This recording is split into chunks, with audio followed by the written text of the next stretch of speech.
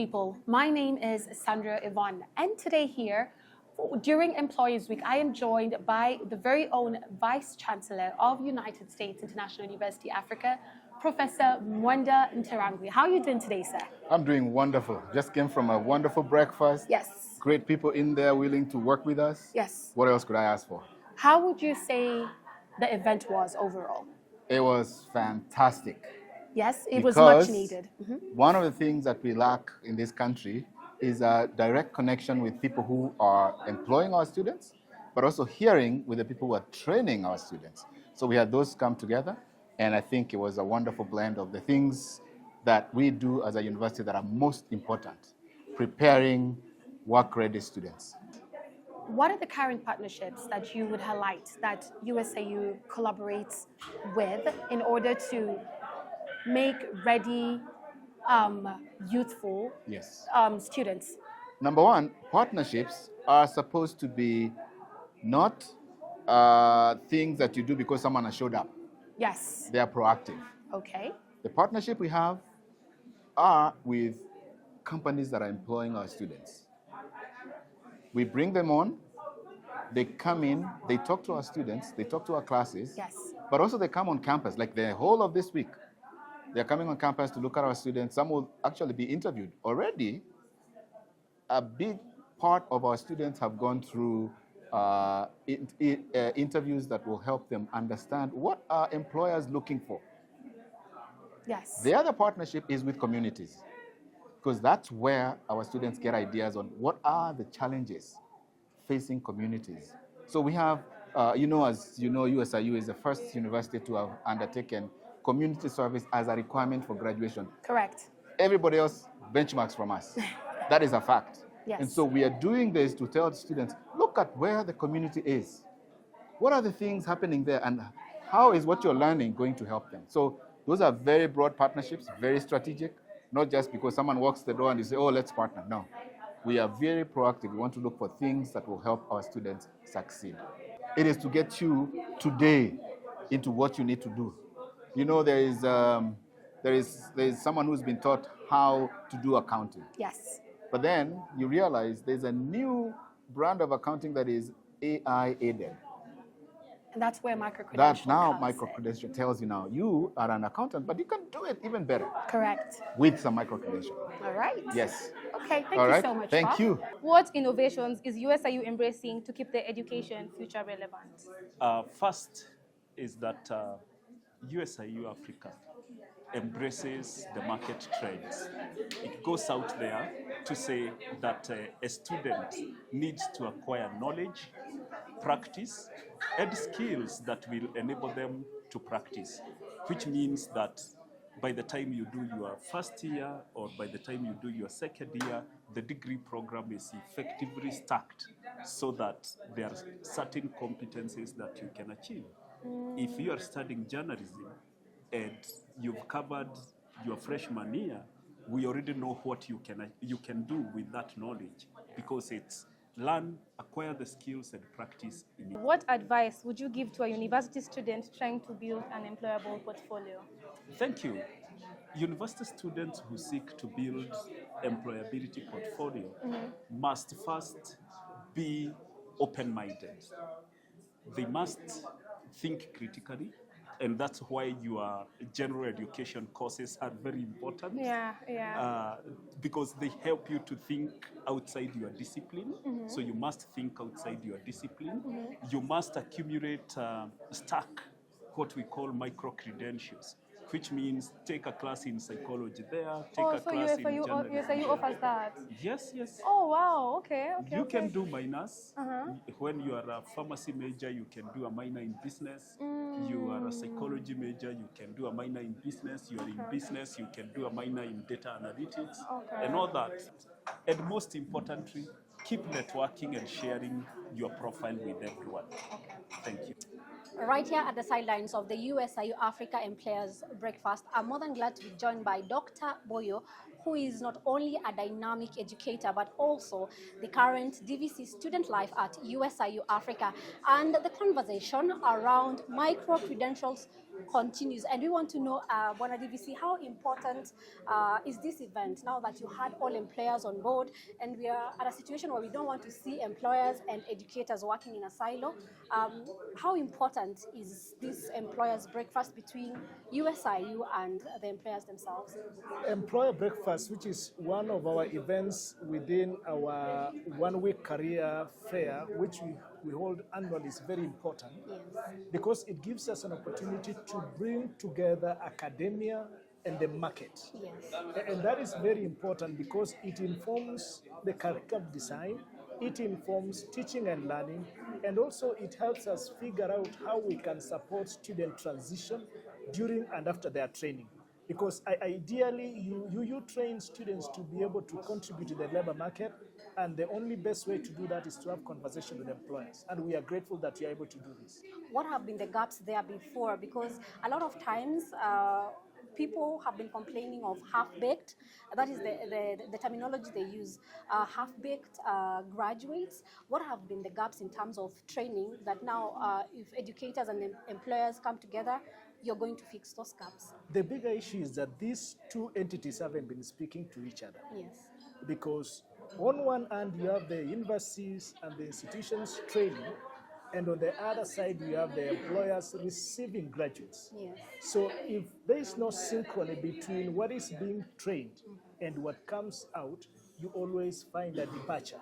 And that's where we found ourselves talking about half-baked graduates. Yes. But if employers are able to sit down and work together with the training institution, it makes it easier to identify training needs and be able to curate curriculum, programs, and all the initiatives that goes into teaching and learning to be able to reflect the realities in the market. So that is where we have had a huge gap. And the second thing is also the issue of institutions being able to appreciate the changes within the market space. Yeah. Talking about technology, talking about AI, and appreciating how things are changing fast, and for that reason being able to review their programs, to review their curriculum, to respond to those changes. That is what has been causing the biggest gap. So there need to be a focus in terms of we are able to do trainings within a framework of some sort that helps us to accredit so that we can be able to assure ourselves of the quality. Why that is important is because we are not only training for the local market. You must appreciate that we are training for the East Africa, we are training for Africa and globally. And for that reason, our micro-credentials must find space where they are recognized, they are accredited, and you are able to deploy and use them beyond our borders. So that is the key risk, accreditation and being sure of quality. We have also seen the challenge of even fake academic papers. It's the same thing. Yes. If there's a lot of fragmentation, we are not able to assure of quality. So ensuring that we got that space gives us an opportunity to accredit and ascertain the quality of some of these trainings. All right. Very insightful conversation coming at the right time. Appreciate it. Thank you so much for your time. Great pleasure. Yes, that has been Dr. Boyo, the current DVC student life at USIU Africa. Hopefully, sir, USIU Africa TV will be coming to you for more interviews in the future. We look forward to this conversation and engagement. Thank you so much, Florence. I appreciate it. All right. Thank you so much for your time. Kindly tell us, why do you believe strong academia and industry ties are essential in preparing for a future-ready workforce? First, I believe in collaboration between the academia world and the world of work. Why? It's because these two parties, or rather the worlds, must come together. Because at the end of the day, the other end is the employer, or rather the world of work, and the user. So if they don't get the right people on board, then companies will suffer. So it's high time academia world and the world of work come together. That's the only way we can have solutions to these issues of half-baked graduates, having graduates who are actually not speaking the language of corporate, and also corporates not getting what they're looking for. So what are corporates really looking for? What are the companies looking for in terms of the readiness of their graduates? So that conversation cannot happen if you're having a one-sided approach. The two must come together, the two parties. I think right now my challenge to the corporate world is we have to come out and not complain but be part of the solution. And how we're going to be part of the solution is by partnering with universities like USIU, who are saying we are here, we are opening our doors, let's have a conversation around preparedness or the readiness of our graduates so that they're ready for the job market. So I still believe corporates, we have a lot of work to do. There's room for improvement. My call to action is let us get out there and partner with the institutions of higher learning. I think there's room for improvement still. We are not doing so much yet, but most organizations and corporates that have been so deliberate in making sure that the women empowerment is a conversation in the organization, or rather female leadership is encouraged, then we are seeing lots of changes there. So like for Diamond Trust, I think it's something that we are working on deliberately by ensuring that we have a very level playing field for each and every individual. And yes, there's still room for improvement when it comes to, and this is not just peculiar to Kenya alone. I think it's a global challenge whereby women are also not, I think it's a discussion that needs a whole work. All right. Thank you so much. Thank you. A very good morning here from Radisson Blu. My name is Sandra Yvonne, a student and a major in journalism at United States, Africa. And joined with me, I have Mr. Geoffrey Ochieng, who is currently, the regional head of Learning and Education, ACCA Africa. Yes, Mr. Geoffrey, how are you doing today? I'm very well, Yvonne, and nice to meet you. It's Thanks a pleasure to meet you opportunity, too. So, as you can see, I'm standing here not just as a student, but also as a concerned individual in regards to micro credentials, right? Now, how would you say that micro credentials are being used or being supplemented in ACCA, to accommodate the traditional and upcoming regions in the country? Yeah, so micro credentials are a great opportunity for students and for all learners, because then you find like a qualification like ACCA can take you up to 3 years to complete. All right. But through micro credentials, you earn certificates as you continue. So you probably start with introductory certificate, intermediate certificate, you get your diploma, advanced diploma, eventually finish, you get a strategic professional level paper. All right. For those who have finished and are working, like already who are chartered certified accountants, can come back and update their knowledge on emerging areas, like for example on sustainability. We just launched a sustainability diploma. They can do they can do the certificates in sustainability and eventually a diploma in sustainability. And also for all other employees, you find that someone maybe did a different degree. He is not in finance, but eventually he's come back and he's found that he needs to do. Maybe he found himself in a board. He now needs to understand finance. So he's a non-finance manager, but he can come and do these specific credentials and get the additional qualification that is required for them. So they are very flexible, they are on demand, and gives tremendous opportunity to learners. Students, to update their skills. Good morning, everybody. Welcome to USIU TV. My name is Zaria, and here we are graced with Zuhura Biambo. Wow. Yes. Now, Mrs. Zuhura, Yes. if you were to go back to school today, Yes. what would you go do? Oh, what should I go do? Oh my goodness. I would actually be a lawyer. Really? Yes. That's a tangent. That's a tangent. Yeah. And for the second question, I would ask, what skills do you see micro credentials delivering in the world of marketing today? The skills that I see the micro credentials delivering in the world today, of course, we're seeing how technology is embedded in everything that we do, in all that we studied, we didn't study, and right now you can't ignore it, despite whatever profession you are in.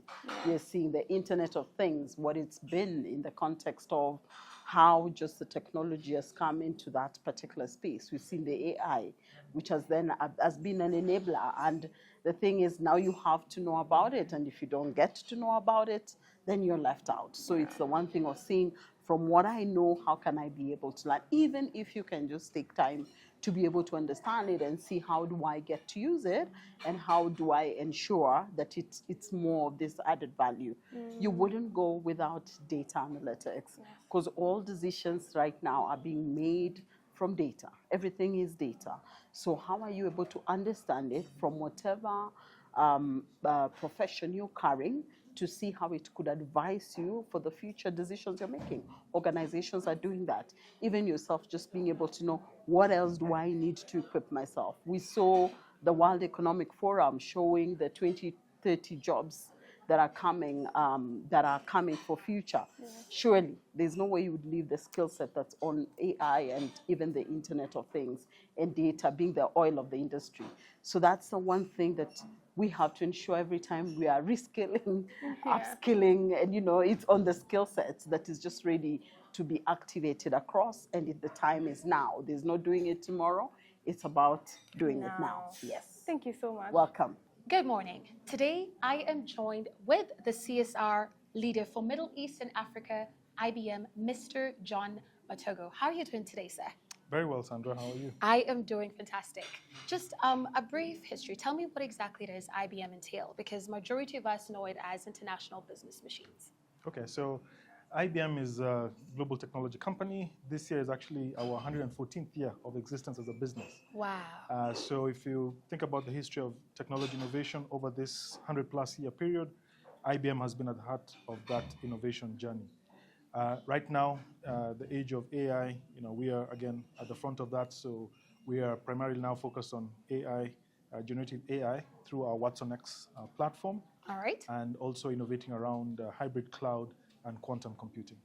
Majority of the younger generation, especially my age group, we are afraid that AI is taking over skill sets that we can easily have. What can you say about that? Well, I mean, it is indeed true that AI technology is disrupting the society, so to speak. But with that disruption, I think creates new opportunities. So I think for young people, what I would say is learn about AI and then be ready to participate in this society that is driven by AI. Or do better. Or do better. Improve on it. Yes. Now, over the years, IBM has led skill set initiatives such as Skills Build. How can you say how effective would you say that has been over the years? So IBM, as part of our corporate social responsibility initiative, is to develop skills amongst learners, amongst the workforce in this society that is being heavily disrupted by technology. And in doing so, through Skills Build, we make available these learning opportunities. Just recently, we announced we've trained over 16 million learners using Skills Build. Oh. And this is part of our journey by the year 2030 to actually reach 30 million learners using Skills Build. So it is very effective. So you'd say companies come together to work towards a certain goal? Work towards a certain goal. So this is skills for a skill set for a particular, let's say, job role. All right. And then those are defined through the training that one would receive. And then on completion of the learning and the assessment, successful completion of the assessment, then you qualify for that digital credential. All right. Thank you so much for your time today, Mr. Matogo, and have a blessed rest of your day. And like a very good morning. My name is Sandra Yvonne, and this morning I am joined with Mr. Ayub Osman of the company Radisson. Mr. Osman, how are you doing today? Good, thank you, Sandra. How are you? I am fantastic. So tell me a bit about your role and also what is Radisson about? So I am wearing two hats at the moment. Okay. I head up sustainability and corporate responsibility for Radisson across Middle East and Africa. But I also wear another hat, which is the Director of Marketing, Communications and Sustainability for one of our customer units that's called East and North Africa. So I take care of a separate geography from that perspective. All right. Let's talk sustainability. Okay. So from a sustainability standpoint, a point of view, how does Radisson view the role of, for instance, micro-credentials in building a future-ready green workforce, give or take? So, I mean, one of the things that we're really focused on is upskilling the future workforce, and upskilling not just, on basic, HR, finance. All right. We really look around digitalizing and also the digital workforce for the future. So we have a lot of programs that we run, and it's not really, even though we're a tech company, we do have other streams of businesses that we run. And for example, we do have a finance department. We have, an HR or people's department. We have a project management department. Not everyone who works at Radisson necessarily needs to come with an engineering degree. All right. So, and what we do is part of our training internally, we provide what we call global critical skills programs, where we ask all our employees that they do need to have certain skills. For example, climate action is one of them, talking about AI, machine learning. These are some of the skills that we train our internal workforce. When it comes to the external workforce, we have a number of programs that we run. One of our very successful program is something called Ericsson Educate, which is a free online platform that we provide to anyone. You don't have to just be a student, you could also be an entrepreneur looking to understand what technology is. So if you want to understand what is 5G, what is AI, what is machine learning, how can I integrate that into what I'm doing? You could be a lawyer, and today AI is everywhere. If you have an interview, you have to talk about AI. I'm sure everyone before me has said it multiple times, and you need it. So if a lot of people don't know what a lot of these technologies is about, and being a company that is founded on the premise, like I said, as communication is a basic human need, we also feel that we have a responsibility to provide the future workforce with those digital skills. Doesn't matter where they come from, whether they are in the engineering or tech space, or if they're not in that space. And that's where it's very important that when we also bring in now, graduates, for example, we have a very strong graduate program, and we also have a strong internship program. When we bring them on board, we spend a lot of time with them trying to train them on the job. And this is critical for the future workforce. Definitely. All right. Thank you so much, Mr. Osman. Ladies and gentlemen, as you've heard, for the tech surveys, Ericsson is the company and the place to be. Thank you so much. At PKF, we are very intentional about partnering with academic institutions, because we realize that the future of work cannot work if we don't have a working relationship with the universities and the schools. So what we do is we invite university students to come into our workplace, spend a day with us, get to see how we operate. We also talk to them about what they need to do to prepare for workplace. We give them ideas about the type of careers they can have. And in turn, they also give us their ideas about areas they feel employers should embrace. And out of that, we've been able to see a very good breed of graduate trainees that come in, because as they come in, we groom them and we purpose to actually take them in for internship and train them. So we even stopped asking for job experience so that we can take you in, train you, and we sponsor them for the professional courses that they want to do so that they learn on the job and they add value. I think if we are talking about the future of work, we need to be more intentional as employers to make sure we bring them in, collaborate with them, and keep talking to universities so that we're on the same page. Top on that list, I would say adaptability. It's a soft skill that is taken for granted. The way the workforce is changing with this AI and everything, if you don't have people who are willing to adapt very quickly, they'll get frustrated. So the first one is adaptability. The second one, which is taken for granted, communication. Because people assume since you know how to talk to people, that's it. But communication has so many dimensions at the workplace, and I feel this is a skill that needs to be taught and retaught and retaught. How to speak to clients, how to speak to colleagues, how to speak to your supervisor, and so on and so forth. So communication is definitely a soft skill that I would recommend. And then just, I like to call it a soft skill, career planning. How to plan your journey as a person, because I keep telling the young people it's a journey. It's not a prison. Once you get into the workplace, it's a journey. So how do you plan yourself? How do you ensure you streamline yourself to arrive at the destination you want to? Hello, beautiful people. My name is Sandra Yvonne. Joining me here today is someone I would like to call a trailblazer. Not only is she the CEO, but the MD of My Jobs in Kenya, Miss Nancy Kimuto. How are you, Sandra? I am well. How are you doing today? Fine, thank you. Thank you so much for gracing us with this, your very beautiful self. Oh, thank you. I'm honored to stand here with you. Wow. So I had a couple of questions to ask you. Yeah. In regards to micro-credentials, how important or how powerful is it out here?